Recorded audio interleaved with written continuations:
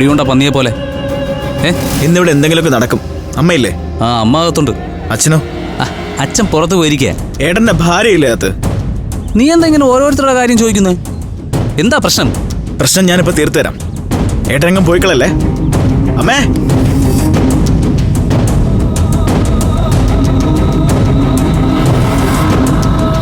അമ്മ ഇവിടെ എന്തൊക്കെയായി നടക്കുന്നേ? ഇവിടെ എന്താ നടന്നത്? എന്റെ അഖിലേരെ കല്യാണത്തിന്റെ പേരിൽ ഞാൻ അറിയാതെ എന്തെങ്കിലും ഇടപാട് നടക്കുന്നുണ്ടോ? നീ എന്തൊക്കെയായി പറയുന്നത്? ഏട്ടൻ മിണ്ടരുത്. ഞാൻ ചോദിച്ചത് അമ്മയോടാ. പറയ്, ഞാൻ അറിയാത്ത എന്തൊക്കെ കച്ചവടം അമ്മ ഉറപ്പിച്ചിരിക്കുന്നേ? കച്ചവടോ?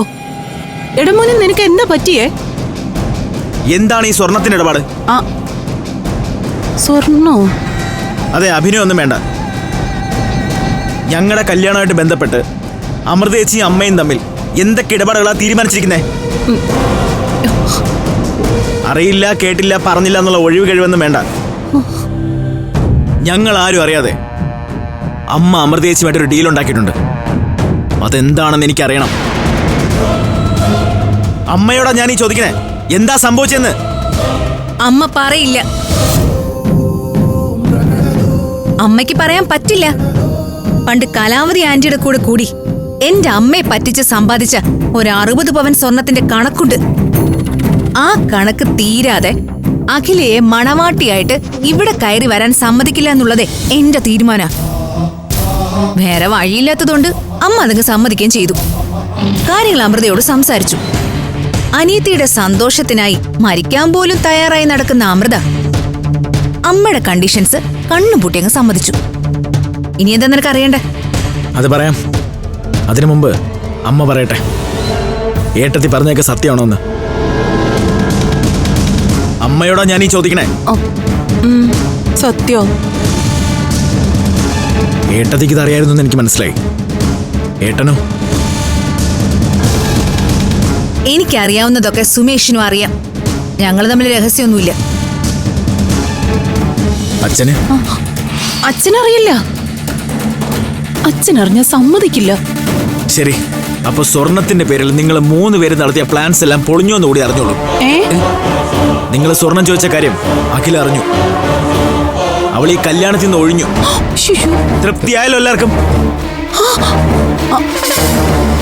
ഭഗവാനേ, മോളെ, ഞാൻ എന്തൊക്കെയാ കേൾക്കുന്നേ?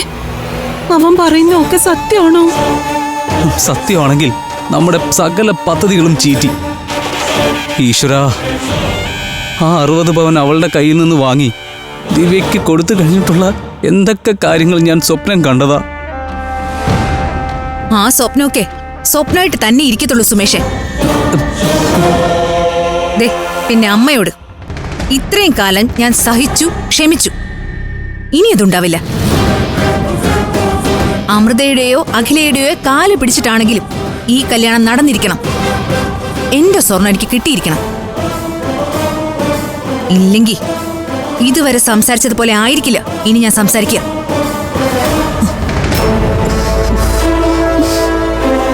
അമ്മേ, അവള് പറഞ്ഞതാണെന്ന് അമ്മയ്ക്ക് അറിയാലോ.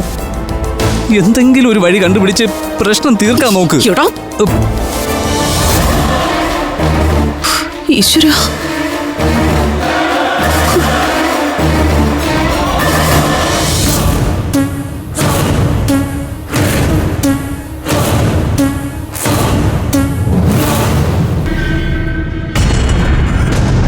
ദിവ്യേ, നമ്മുടെ കാൽക്കുലേഷനൊക്കെ പൊളിഞ്ഞ ലക്ഷണമാണ്.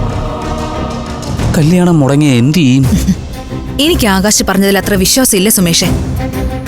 അസ്ഥി പിടിച്ച പ്രേമമായിരുന്നല്ലോ രണ്ടുപേർക്കും. ഈ സ്വർണത്തിന്റെ കഥ പറഞ്ഞ് പ്രേമം വേണ്ടെന്ന് വയ്ക്കോ? ഇതിലെന്തോ കള്ളക്കളി നടന്നിട്ടുണ്ട്. എന്നുവെച്ചാ? ബാങ്കിൽ ലോൺ എടുക്കാൻ പോയ കാര്യം പോലും വീട്ടുകാരെ അറിയിക്കാതിരുന്ന അമൃത ഈ സ്വർണത്തിന്റെ കഥ അഖിലയോട് പറയോ? ഇല്ല. അപ്പൊ പിന്നെ അഖില ഇതൊക്കെ എങ്ങനെ അറിഞ്ഞു? അത് ശരിയാണല്ലോ. അഖില ഇതെങ്ങനെ അറിഞ്ഞു? കണ്ടുപിടിക്കണം. ഇനിയിപ്പോ ആകാശ് പറഞ്ഞത് കള്ളാകാനും മതി. സ്വർണം നമുക്ക് കിട്ടാതിരിക്കാൻ അവൻ പഞ്ചരത്നത്തിലെ പെണ്ണുങ്ങളുടെ കൂടെ കൂടി നാടകം കളിക്കുന്നതും ആവാം. ഒരു കാര്യം ഞാൻ പറഞ്ഞേക്കാം, ഈ കല്യാണത്തോടു കൂടി എന്റെ സ്വർണം കിട്ടുമെന്ന പ്രതീക്ഷയില ഇത്രയും ദിവസം ഞാൻ കഴിഞ്ഞത്. അത് കിട്ടാതെ വന്നാ എന്റെ സ്വഭാവം മാറും, എന്തും ചെയ്യും. ഫ്ലവേഴ്സ് സ്മാർട്ട് ഷോ ശനി ഞായർ ദിവസങ്ങളിൽ രാത്രി 9:30 ഫ്ലവേഴ്സിൽ.